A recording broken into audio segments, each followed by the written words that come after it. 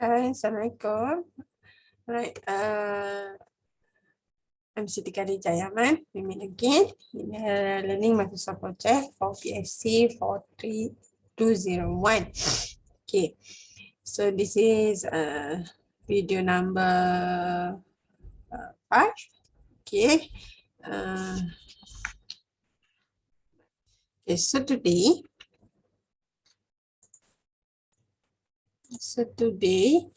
okay, we are going to create a resources. Okay, what we have done, let's recall, we already create a new project, managing tasks, activities in the Microsoft project. So in managing task topic, we already identify the scope of works, identify the activities involved in the project, and then we create the recurring tasks, develop the WBS, changing the working time and exception for the project, and creating the dependencies between tasks. Okay. So now we are going to manage resources in Microsoft Project. So normally for construction project, resources, money, manpower, machineries, and tools and so on. Okay, so we can create, we can manage the resources by using Microsoft Project. Okay. Right. So let's take a look. Okay, this is the example that we're going to use in our project. Okay.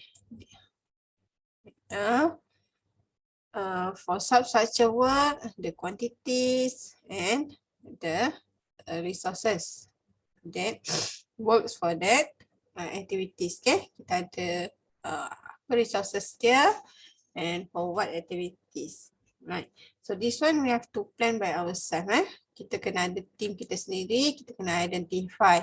And it is like previously I've said that we must plan according to our capabilities, our resources, available resources that we have, so that we can meet the project objective. Okay, right. So for this example, I use that subjective one. Available resources ada satu, means that satu group. This one number is referring to one group. Okay, the productivity is 12 meter cube per day per group. Okay, this is the maximum available resources for that project.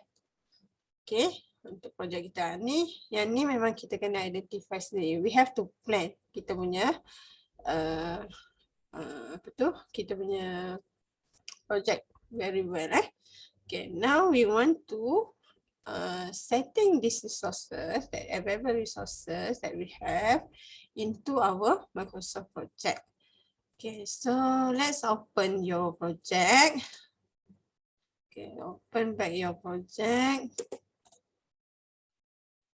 Okay, last time, every time, please save your project. Even though I'm not saying so, but please, when you done something, you just save. Sometimes kita tak tahu there is disruption during our planning and so on. Okay, so make sure you save. Okay, now we want to create these resources. Okay, we want to create these resources into the Microsoft project. Okay, so what we do is, okay, dekat tab view tab, kat atas ni ada view. Okay, view tab, dekat group data, group data, ambil view kan. Sorry, kat sini dah ada. Resource sheet ni dah ada. Dekat resource view group, klik yang resource sheet tu. Ni ada resource sheet. Klik. Okay. So, view, tab view, group resource view. click on resource sheet. So the table kat tepi ni nampak ada resource sheet. So now this is the resource sheet view. Okay, so ini adalah untuk kita plan our resources. Okay, so kat sini kita akan masukkan all the details that we have. Okay, so ni tadi, sorry bukan yang ni. Ni kita akan masukkan dekat dalam kita punya resource sheet. Okay, cuba saya buat sebelah-sebelah. Okay, so this one.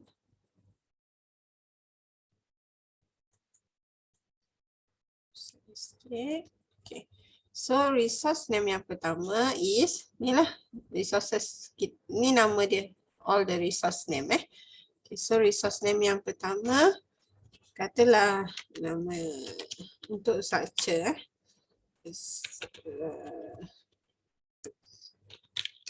Structure team 1. Okay, type dia ada 2 kat sini. Ada 3 kat sini kita boleh masukkan. Ada sama ada work, material atau cost. So for this example, we only use work dulu. Okay, to work saja. Okay, material adalah, so initial ni, initial for your resource ni. So letaklah ST1 contoh. Group, ini group siapa? Siapa lead dia? Who is the leader? So letak nama lah, katalah kita letak nama Seman.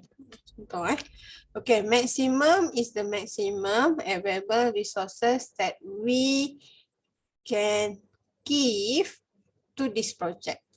Okay, maximum ni, maximum unit that available for this project. Okay, ni kalau nak masukkan standard rate boleh tapi for this course kita tak sampai situlah, we just up to the level numbers saja. Right, so maximum unit. So kita ada structure team 1, we have 1 group saja. Okay, Seman dia punya leader dia, and Seman ni ada seorang, satu group saja yang boleh available for this project. Okay, and then structure team 2 sama work. Okay, so letaklah ni ST2. Tak nama dia. Okay, so untuk structure team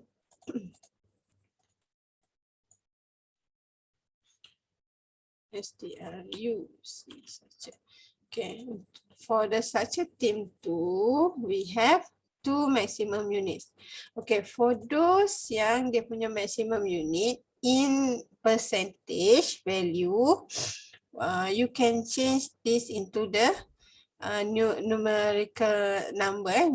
So macam mana nak change to, go to file. For those yang dia punya maximum unit ni percentage so pergi dekat file, pergi dekat options, go to the schedule. Ni schedule ni show assignment unit. Kalau percentage, saya kata so dia akan 1 is referred to 100%.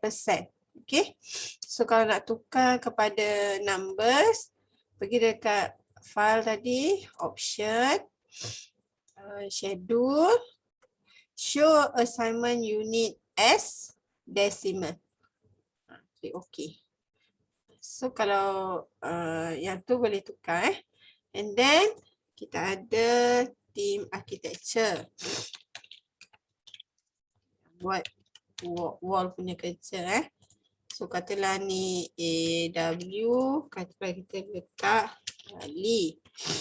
Okay, well we have two group So Ali ni dia ada 2 group lah yang boleh membuat kerja architecture. And then we have architecture floor. So ni floor. Nabil ada floor, we have maximum 3. And then we have ceiling and roof.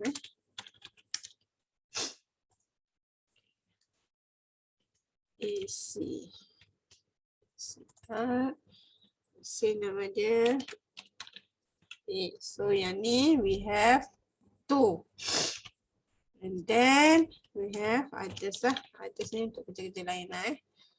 Okay, the more details of your table ni ataupun your resources table is more better. Okay, sebab kalau lebih detail lebih baik lah.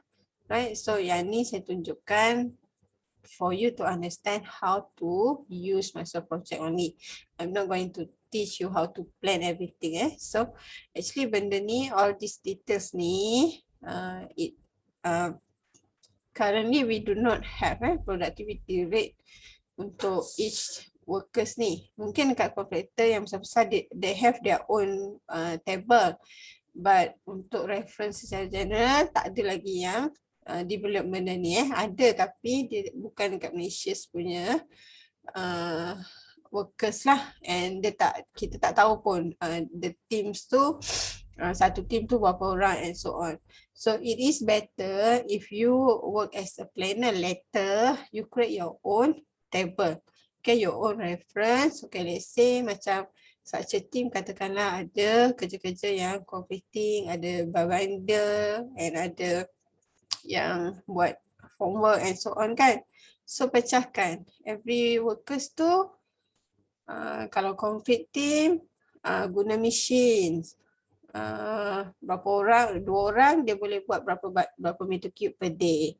Kalau homework, kalau 4 orang kerja, so how meter square, how much dia boleh buat. Okay, so when you work, kalau boleh create this table, so bila you buat plan nanti, you akan ada reference yang bagus lah. Okay, so ini example. Okay, so bila dah sudah, when you create this, and then kita nak assign all these resources to the activities lah. Okay, so yang ni tadi save yang kita save. Save.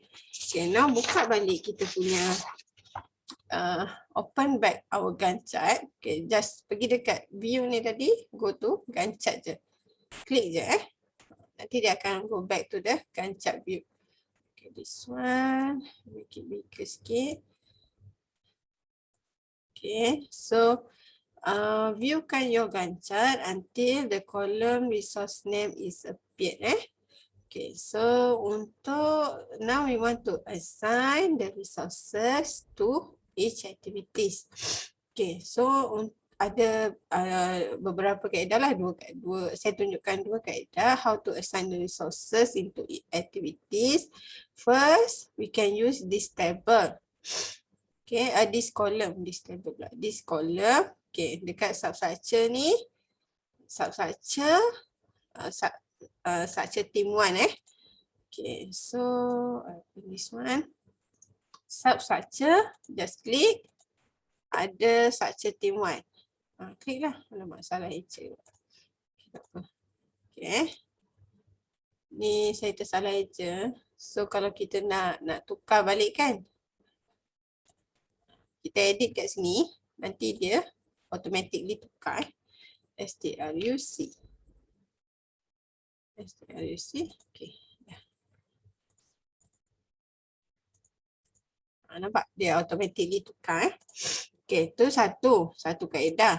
Okay, kat sini, let's say, katakanlah macam structure team tu available 2. Okay.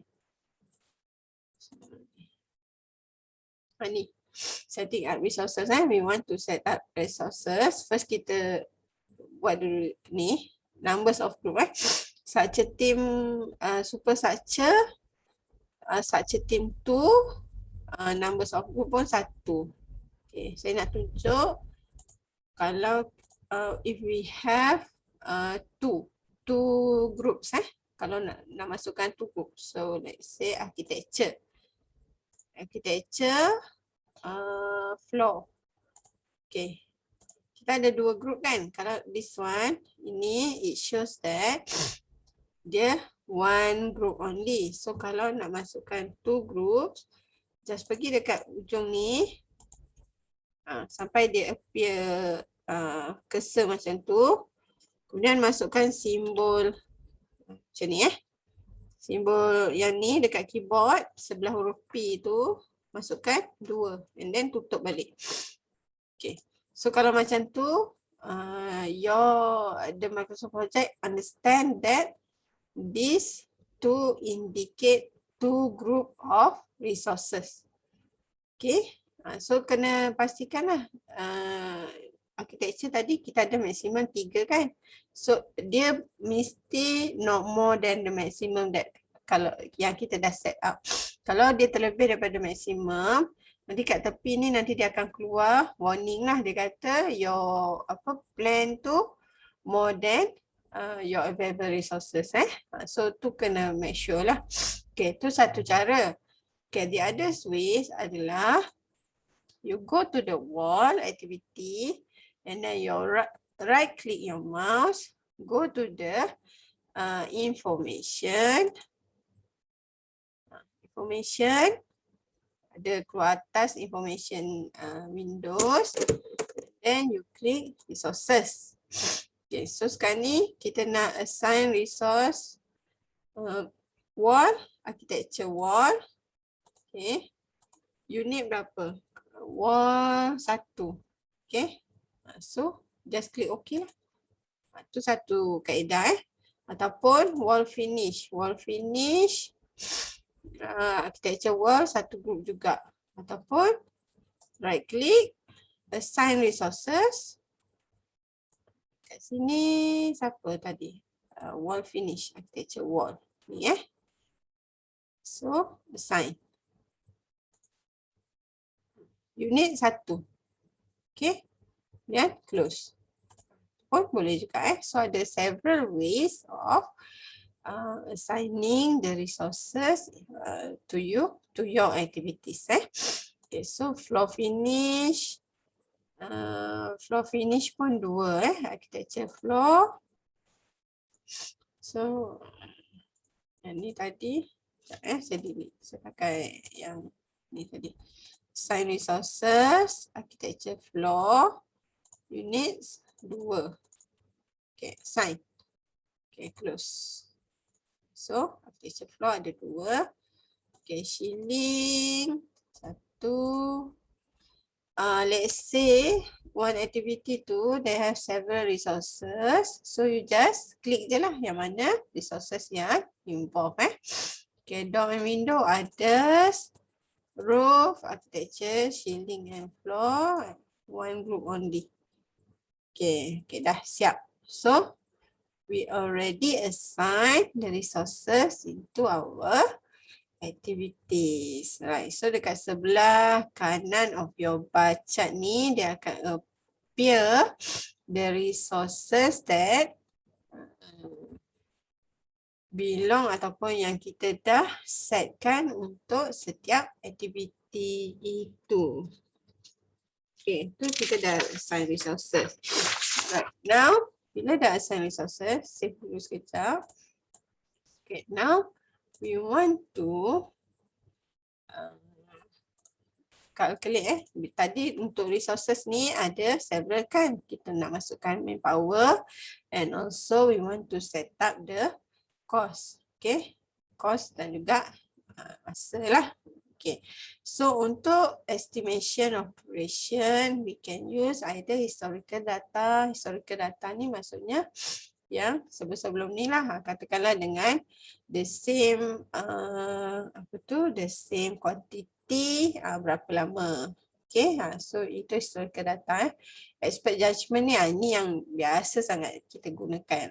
Orang tu dah expert kan, dah tahu dah. Okay, kalau besar ni dia punya duration banyak ni Okay, dan kemudian yang kita akan gunakan adalah based on production rate calculation. Duration is equal to quantity bahagi dengan production rate. Okay, kita akan gunakan yang ini. Right, so contoh sebab tu tadi kita ada productivity rate and kita assign the resources yang involved dalam setiap activity tu. So because we want to calculate the duration by using this formula. Okay, duration is equal to quantity divided by productivity rate. So untuk substructure is 48 meter cube divided by, kita assign one group dan dia punya capacity adalah, productivity dia adalah 12 meter cube per day per group. So bila kita buat, kita akan dapat 4 days.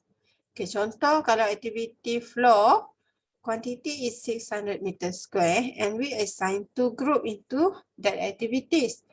Okay, so 2 group times by 15 meter square per day per group. Okay, so we get 20 days for floor, right?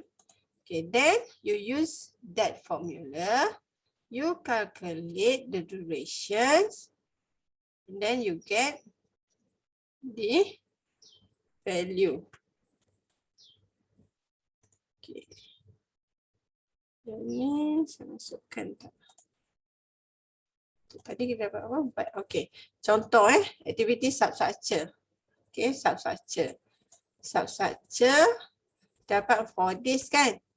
And then kita ada risiko. Risiko 2 hari. Risiko ni adalah katakanlah hari hujan ke, ataupun let's say tadi kita assume the productivity is 12 meter cube kan. Katakanlah mungkin satu hari tu ada orang yang tak dapat 100%, he cannot give 100% of his productivity to the works. So mungkin dia drop to 10 meter cube per day. Okay, itu yang kita consider sebagai risiko. Risiko ni depends kepada you all. You yang plan your project. So you determine by yourself. Mungkin for activities that very high risk ataupun yang mungkin dia agak susah untuk dibuat, mungkin you akan letakkan high risk lah. Risiko dia tinggi. So mana yang mungkin macam floor tu kan. Floor tu mungkin senang je nak buat. Mungkin dia tak berapa it's not very difficult to construct the floor. So mungkin dia buat risikonya rendah. Okay, so itu depends. Ini contoh saja. So based on the value yang you dah kira tadi, contoh substructure, you get 4 days kan. 4 plus 2 is equal to 6 days. So, masukkanlah 6 hari. Sebab yang duration ni kita dah consider risiko. Okay. Okay, katakanlah macam floor. Floor tadi dapat 20 days. 20 days plus kan, 20 days plus dengan 15%. So 15% daripada 20 hari adalah 2 something tak salah. So kalau you dapat value yang katalah bila you kira without considering the risiko, katalah dapat 20.5 contoh 20.5. Dalam masa projek boleh je masukkan 20.5 hari tu. Tapi nanti you pening kan, susah. So kita genapkan saja. Even 20.1 pun kita consider dia sebagai 21 hari saja. Okay. Terus masukkan 21 tambah 21 tambah 4 hari akan jadi 25. Contoh macam itulah. Okay, itu consideration yang mungkin kita boleh buat. Katakanlah dapat 16.1. Kalau ikut matematik, kalau kita bundakan 16.1 tu jadi 16 kan. Tapi untuk yang kes ni 16.1 tu kita terus consider dia sebagai 17 dan tambahkan dengan risiko dia. Tak apa, lebih tak apa tak apa, kita assign duration tu lebih tak apa. Kita kira lebih tak apa. Right? So bila you dah calculate, you akan dapat this value. Okay.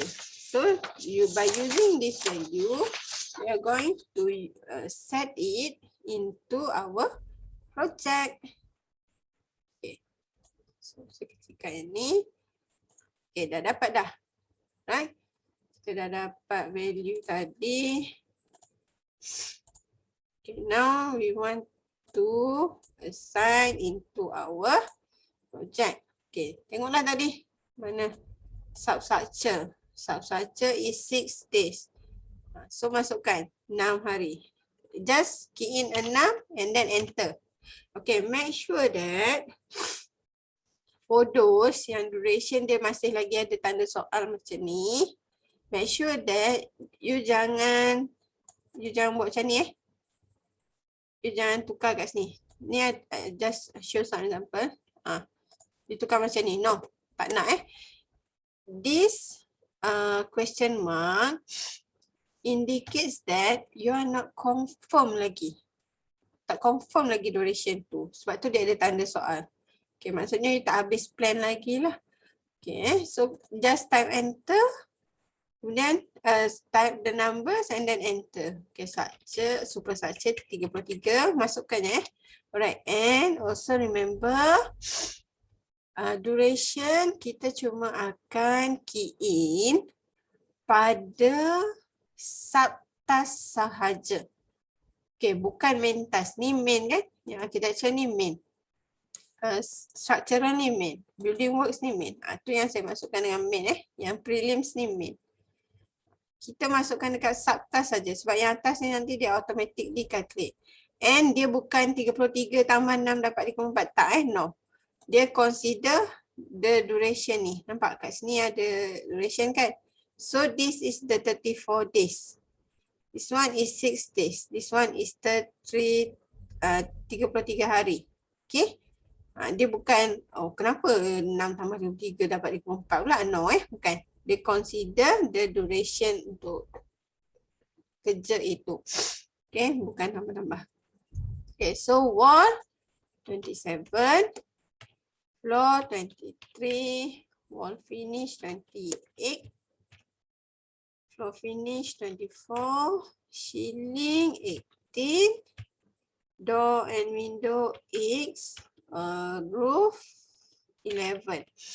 Okay, dah masukkan all the duration. Okay, now kita tengok dekat performance bond masih lagi question mark. So biarkan dulu. Bila kita dah finalize our project nanti, then kita akan change the duration for performance bond and insurance.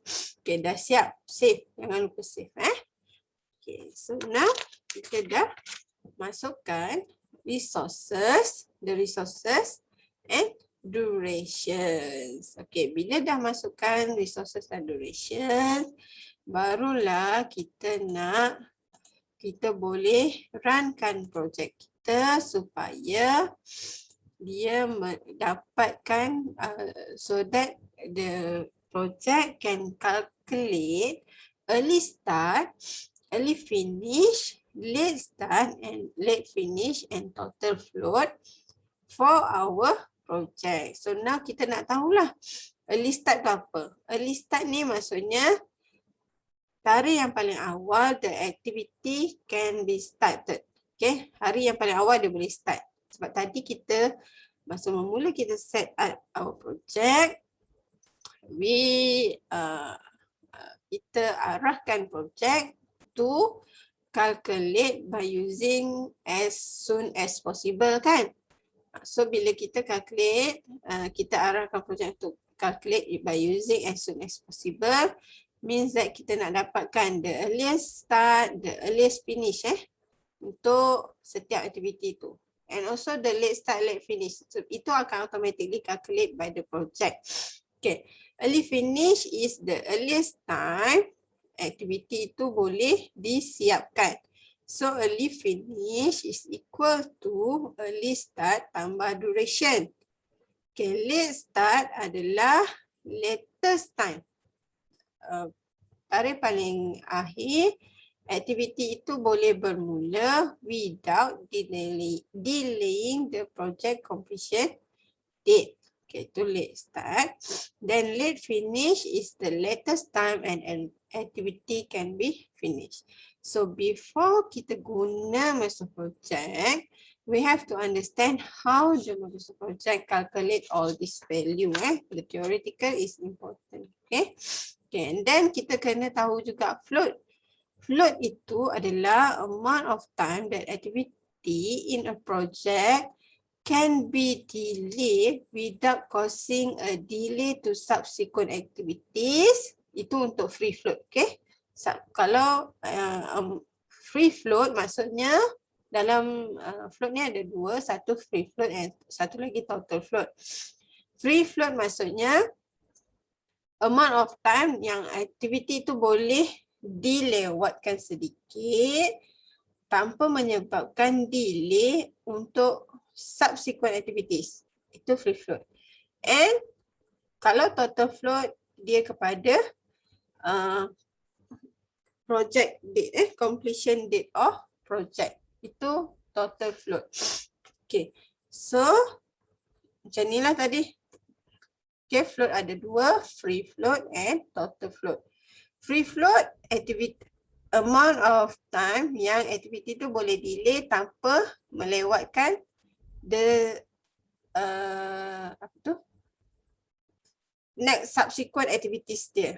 Okay, total float aktiviti kita boleh delay kan, tempoh aktiviti yang kita boleh delay kan without delaying the project completion date. So free float dia ada ikut dia punya ni. Nanti kita tengok contoh Okay, total float, late finish, tolak early start, tolak duration. Okay. Okay, ni contoh. Ada aktiviti E dan G. Okay, ni early start. Okay, this one is early start. Ni early finish. Early finish. Late start. Late finish. Total float. Ni duration. Untuk aktiviti E and aktiviti G. Okay, katalah bila kita construct bacat tu, dia jadi macam ni. Okay, aktiviti E, early start E adalah 2. Early finish E adalah 5. Late start dia adalah 10. Late finish E adalah 13. Kat sini 13. Ini terpanjang pula. Sorry, sampai sini sepatutnya. Okay, late finish E 13. Okay, meaning that paling lambat aktiviti E itu boleh dimulakan adalah pada hari ke-10 dan paling ni paling lambat aktiviti itu boleh dimulakan. Tapi dengan syarat dia kena complete dalam masa 3 hari lah. Kalau dia dah tak complete, 3 hari, maksudnya dia dah akan lewat lah Okay. So paling lambat aktiviti tu boleh dimulakan pada aktiviti E boleh dimulakan pada hari ke-10. So aktiviti E ada total float ni, total float selama 8 hari untuk dia melewatkan dia punya kerja tanpa menyebabkan project delay. Okay, tanpa menyebabkan project delay. Okay. So free float ni maksudnya dia ada 2 hari untuk dia lewatkan tanpa menyebabkan aktiviti G ni delay. Okay, itu maksud free float. E ni dia punya relationship dengan G adalah finish to start. Finish to start. Okay.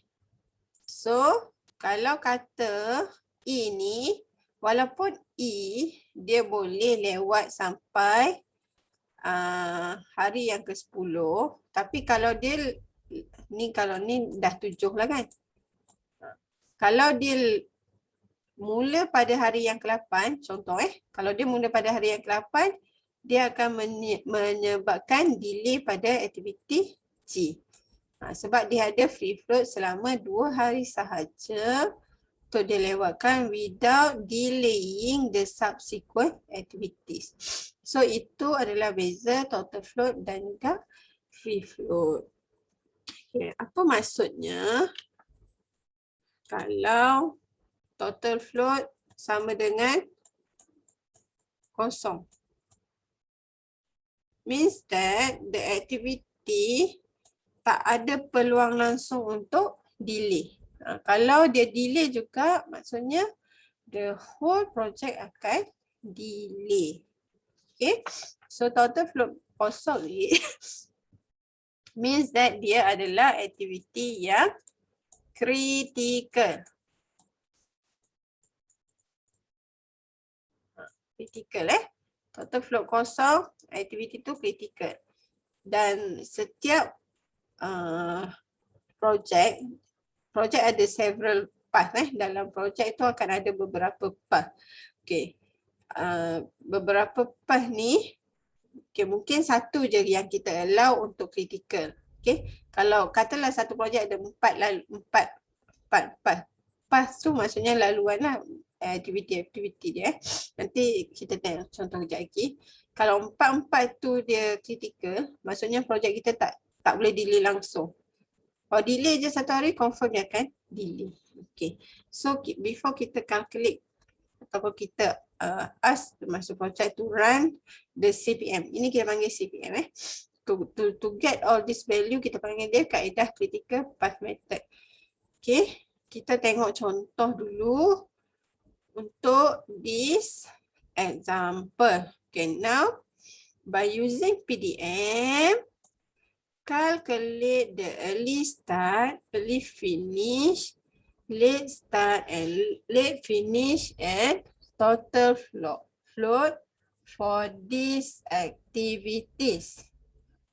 Okay, now using PDM. So bolehlah take out your papers, pen and paper. So calculate the work. Okay, kita selesaikan satu-satu. One by one. Okay.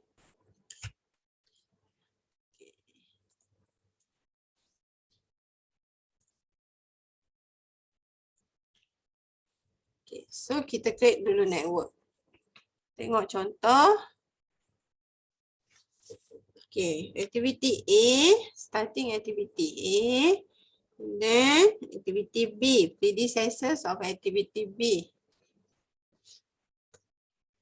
Okay, ni. Predecessors activity B adalah activity A. So ini hubungan finish to start.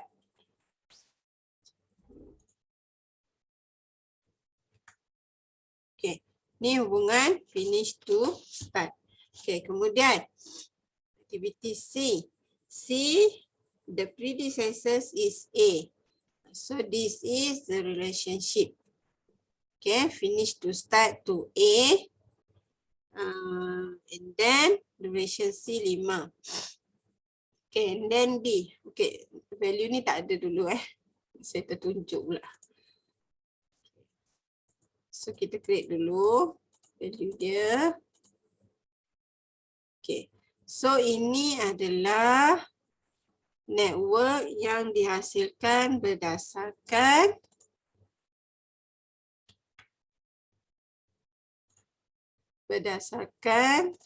table yang kita buat ni tadi. Okay, berdasarkan example ni. So ni adalah networknya. Okay, right. So predecessors D adalah B dan C. Predecessors F is D and E. Predecessors G is E. Predecessors H is F dan G. Dan kita calculate lah. List start kita start dengan kosong So ni kosong. Kosong tambah ni early start. Ni early finish. So early finish equal to early start tambah duration. So 0 plus 1, 1. Satu ni bawa ke sini. 1. Okay. So satu ni bawa ke sini. 1. Okay, sekarang kita nak kira secara forward pass. Forward pass to calculate the value of early start dan juga early finish. So yang ni 1 tambah 9, 10. So bawa sini 10. Okay. Dan 1 plus 5 is 6. So yang ni bawa 6. 10 So untuk forward pass, kalau ada dua value, kita akan ambil nilai yang besar. So masukkan kat sini 10. 10 tambah 5, 15. Okay, yang ni bawa 6. 6 tambah 4, 10. So bawa ni lah, ni 15. Ni 10. So forward, get the biggest value. So 15. 15 plus 4 is 19. So yang ni 10, 10 tambah 6, 16. So ni 16, ni 19. So ambil yang besar, 19 tambah 1, 20. So dapat nilai early start and early finish by using the forward pass. Okay, now kita nak calculate secara backward. Backward untuk dapatkan nilai late start dan juga late finish. Okay, late start, so 20 ni turunkan je 20. 20 tolak 1, 19. So bawa bawa value 19 tu kat sini. So 19 minus 6 is 13. 19 minus 4 is 15. Okay, so ni 15 bawa je. 15. Make sure kalau ada satu arrow yang keluar daripada dia, maksudnya tak ada consider apa-apa lah. Okay, so 15. Dan yang ni ada dua arrow yang keluar daripada dia. So we have to consider both value. So this one is 15. This one is 13. For backward pass, ambil yang smaller. So 13. 13 minus 4, 9. 9. So kat sini pun ada 2. 9 and 10. So ambil 9. 9 tolak 5, 4. 10 tolak 9, 1. So yang ni pun ada 2, 1 atau 4. So get the smaller one. 1, 1 tolak 1, 0. Okay, now kita nak kira total float. Total float, tolakkan je nilai ni. Late finish, tolak duration, tolak early start. So 1 tolak 1, tolak 0, 0. 10 tolak 9 tolak 1, 0. 15 minus 15, 0. 19 minus 4 minus 15, 0. 9 minus 5 minus 1, 3. 13 minus 4 minus 6, 3. 19 minus 6 minus 10, 3. 20 minus 1 minus 19, 0. Okay. Now, which one is the critical path? Critical activity, activity A, B, D, F, and H. So, A, kita tanda macam ni A ataupun warna merah lah. A, so critical path is A, B, D, F, and H. In this example, we have two paths. Satu A, B, D, F, H, which is critical, and another one is A, C, E, G. Ni yang saya cakap tadi. Dalam satu projek mungkin ada beberapa laluan, ada beberapa path. Ni satu laluan, Ni ada lagi satu A, D, C, D, F, H. Itu pun satu laluan juga. Okay, and then kita ada A, C, E, F. E, F, H. Itu pun satu laluan. So dalam projek ni we have 4 kan? 4 path. So tak naklah 4 path ni critical. Okay. At least mungkin 1 atau 2 saja yang critical lah. Contoh So dalam projek example ni we have 1 critical path only. So okay lah. Sebab kalau semua laluan ataupun banyak laluan yang critical, nanti projek kita tak fleksibel. Bila tak fleksibel, dia tak boleh ada kesilapan. Kalau ada kesilapan, nanti projek kita akan delay. Okay. Tengok soalan yang sebelumnya tadi.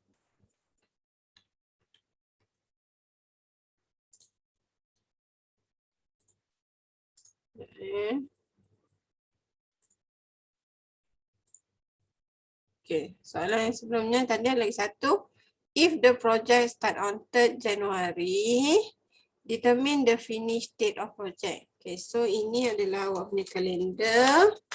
Okay, the working date is Monday to Saturday.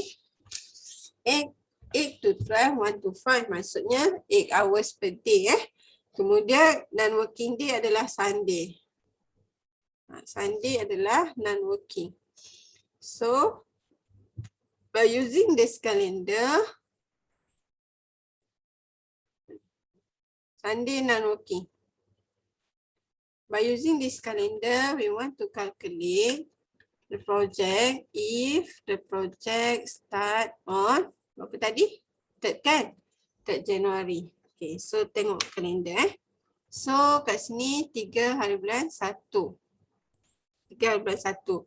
So one day it means that dia akan habis pada 3 hari bulan 1 jugalah. Right? One day works. So 3 bulan 1. So the next following days is 4th of January. So yang ni pun akan start 4th of January. Okay, so 9 hari. 4, 5, 6, 7, 8 and berapa hari tadi? 9 hari ya.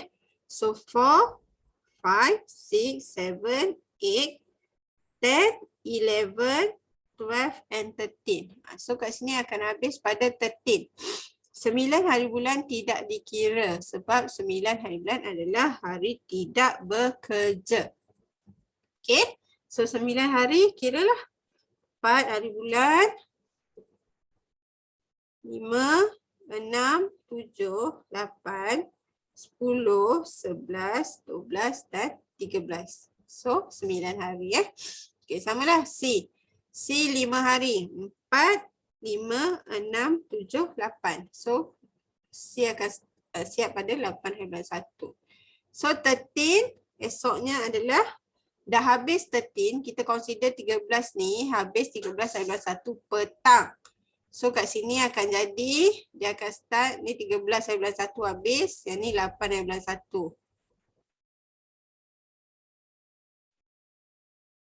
8 hari bulan 1 Okay, so 13 esoknya is 14. So kira 14 bulan 1. 14. Okay, 5 hari. 14, 15, 17, 18 and 19. So kat sini akan habis pada 19 petang.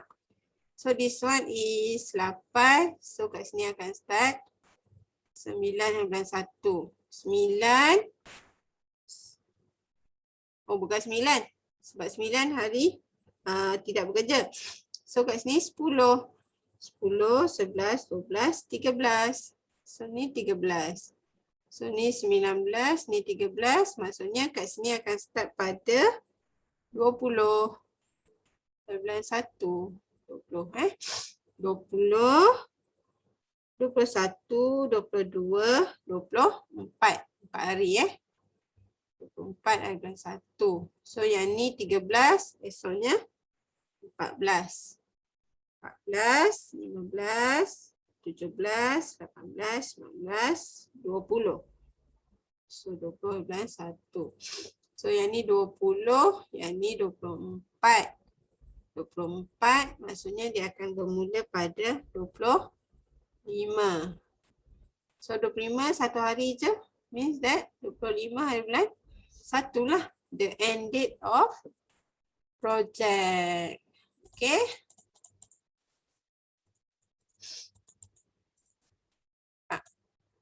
Right. So that is how Microsoft Project will calculate for you. Okay.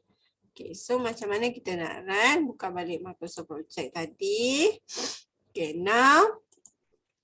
Okay, pergi highlightkan semua ni. Okay, tengok kat sini Kalau dekat task mode ni ada dua. Nampak kan? Ada dua example. Satu macam ni, satu lagi macam ni. Okay, kalau you klik kat sini ada satu manual schedule, satu auto schedule. Okay, now we want to make sure that Microsoft Project help us to calculate those value tadi. The late start, late finish, late start and late finish. Okay, so macam mana kita nak pastikan dia tolong calculate-kan untuk kita. Kita highlightkan semua ni. Right, highlightkan semua ni by clicking on the top of number 1 ni kat hujung sebelah kiri your project. Highlight, you go to task tab tab task. Dalam group task ada satu anak panah biru auto schedule. Klik je. So bila auto schedule, okay, kita akan nampak semua ni, semua aktiviti kita dah bertukar menjadi auto schedule mode. And then dekat recurring task yang kita dah buat tu, dia ada tukar, ada simbol kalender kan. Tu kalau kita pergi kat situ dia kata this task has start no earlier than constraint berapa. Okay. Okay, so yang ini maksudnya task ni ada constraint. Constraint tu means that kita dah tetapkan the activity happen bila. Kalau dia tak berlaku pada ketika itu, dia akan menyebabkan delay lah. So that's why bila kita create task, make sure that tak banyak task yang ada constraint ni. Macam ni tadi monthly report kita dah fix kan bila kita nak submit kan. So dia akan follow this table lah. Okay. Okay, so now kecilkan sikit. Kita tak nampak ni, awak tak nampak kita punya value ni. Pergi zoom. Pergi dekat atas ni, zoom. Zoom entire project. And then click OK. Okay, so akan nampak keseluruhan project awak. Okay, now kita nak tengok. Kita nak set dulu Kita nak set kita punya deadline. Okay, macam mana nak set deadline? Pergi dekat project finish. Okay, right click your mouse. Go to information. And then pergi advance. Constraint task. Constraint task kita adalah deadline tu. Masukkan deadline project. Deadline project berapa? 2nd of July.